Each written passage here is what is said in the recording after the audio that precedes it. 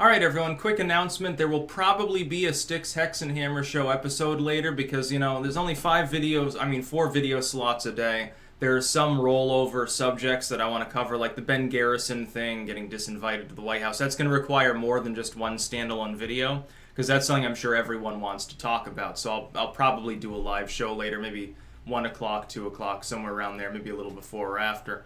So just keep that in mind. Maybe check back at 2 o'clock or something. And maybe I'll be live, maybe I'll be prepping or something. But anyway, we got to talk about Facebook first. It's a busy fucking tech week. Facebook and Twitter competing to make themselves more shameful than the other. Facebook leaping ahead with issuing, as Paul Joseph Watson put it, a fatwa against him and other dangerous individuals and groups. Now, here's what happened, because there's a really quick sort of thing. Facebook unveiled a new community standards guideline, which is TOS. That's their family-friendly mumbo-jumbo way of saying our terms of service. And their new standard was you can't issue death threats or incitement of violence against people. It's like, I didn't know you could do that already, but, okay. I mean, you finally changed that policy, man. People were putting out hits on me all the time. A big problem. But there was a caveat. You could issue death threats against anyone listed in their dangerous individuals or groups category. So like the Klan and stuff like that. So it would be okay. And the thing is, some of the people on this list, like known to be on this list, are people like Paul Joseph Watson, Gavin McInnes and stuff. Facebook incited violence. And Paul Joseph Watson's British, so he's saying, well, it breaches UK law. Yeah, it also breaches US law, which is what actually applies to Facebook as a company. If I were him, I would continue with his lawsuit under this understanding.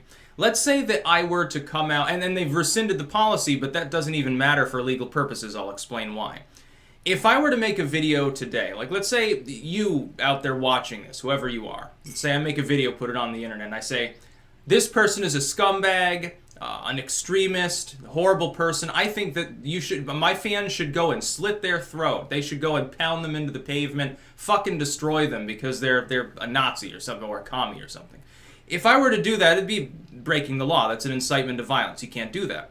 If I just take the video down the next day, it doesn't stop the fact that I posted it in the first place. I endangered you. I put you in legitimate fear, potentially, depending on my audience size, especially, of your life. I would think Facebook has a very low threshold for that. They get billions of users.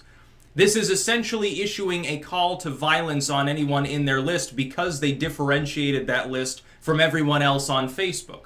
Essentially, anyone on the dangerous people's list, I would assume, has a legitimate civil case now against Facebook. And they should all proceed with it. Try to vampirize Facebook and take as much money as you can so hopefully they collapse or it slows down their growth to a crawl. Paul Joseph Watson saying anyone with a Facebook account should close it. I agree. I echo that sentiment.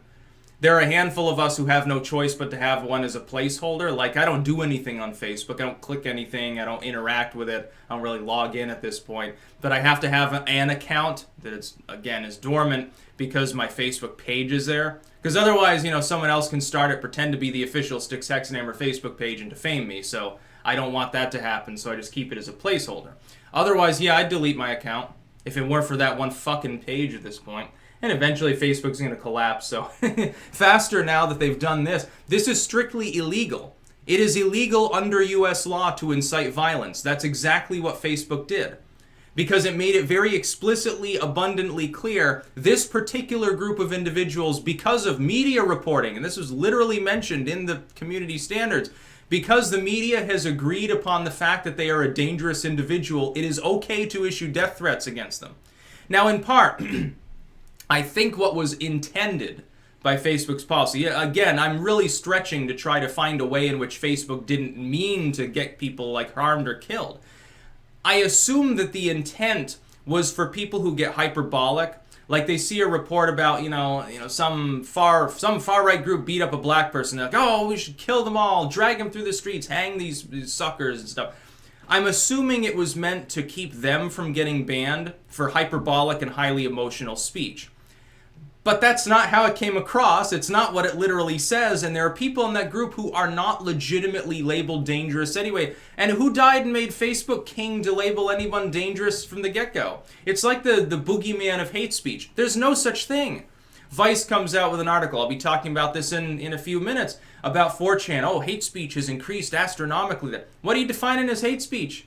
And why what doesn't have any legal definition, so it's basically whatever you happen to find morally objectionable advice. I'm sure that that's a very unbiased thing to say. Extremely unbiased site they are. Yeah, they don't have a liberal slant at all. In that case, it's unlike the Ben Garrison and tech censorship issue at large in Vice and Vox's case, or Huffington Post and so on. Yeah, they're motivated by far leftism. They're just acting as pawns and they don't even really realize it. Their CEOs, I guarantee, don't. Now, Cenk might be a leftist, but his primary motive is trying to censor his competitors so that he can get more airtime and sell more buffalo steaks. But, Facebook issuing literal death threats. That's basically, I mean, Facebook is fundamentally the one issuing the incitement, the call to violence. Hey guys, there's a new community standard. You are allowed to threaten this list of people that we have put out very publicly. How is that not incitement? If I were to do that, I would be in jail right now. If you did it, you would be in jail right now. You'd certainly have litigation against you. You'd probably get swatted. So why should Facebook be immune? Again, the law is like a spider. Well, the law is really like an ass, but the old saying is it's like a spider's web. The flies get caught, the hornets go free, or the wasps, or whatever. In some cases, it's the big flies go free, the little flies get caught. I don't like that one as much, because in some cases, and if you look at Mark Zuckerberg, is he technically the same species? Apparently, he gets pissed off if you liken him to a synth or an alien. Apparently, that's actually a sore spot for him, so people need to make more like memes of him as one of the Gen 2 synths from Fallout 4. Look it up. For those of you who haven't played Fallout 4, look up the Gen 2 synths there. Tell me that doesn't look like Zuckerberg without hair. Tell me that with a wig that wouldn't look almost exactly like Zuckerberg in some of the fucking pictures of him. And the eyes are similar. Sort of robotic looking, even weird. He approaches Uncanny Valley or something. Facebook's the worst. It's funny, because Twitter usually holds that title.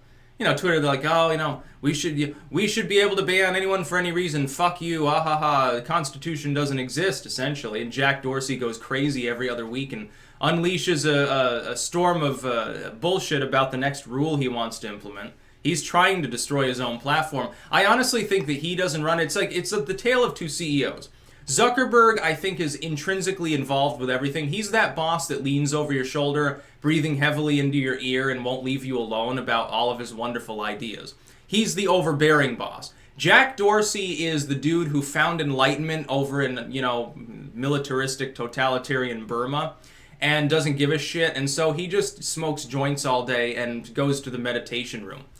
And he sort of sits there, and if you ask him questions about a project, you probably get some spiritual mumbo-jumbo about finding yourself, and so it's no help. And so other people have to take, the work and do it. And so all of his greasy underling people, like the sub-CEO people there, the upper management, they're the ones running the show. Which is why Twitter is a dumpster fire. And why Facebook is a dumpster fire is because the person in charge in a totalitarian way is inept, which is Mark Zuckerberg. Yeah. Google, meanwhile, looking astonishingly well run under Sundar Pichai. It looks like, at the very least, he understands management strategies, and Bezos does too. So, and then Tim Cook, my guy's taking over from acid-soaked Steve Jobs. It's like, Steve Jobs, was crazy enough. He also he's like more of a Jack Dorsey style boss, I think he would be. Except apparently he had a terrible temper. I've never heard a story about Dorsey having a temper. I think he smokes so much weed he can't even flip out at this point. He's just sedate. He sits there on his meditation mat, his fucking medicine ball and stuff like that, and he just sits there humming to himself all day with his music in on his earphones. That's the kind of boss I imagine he is. A detached one. He just wants to count his money and he thinks that that's enlightenment. Fuck him. That's about all. Peace out.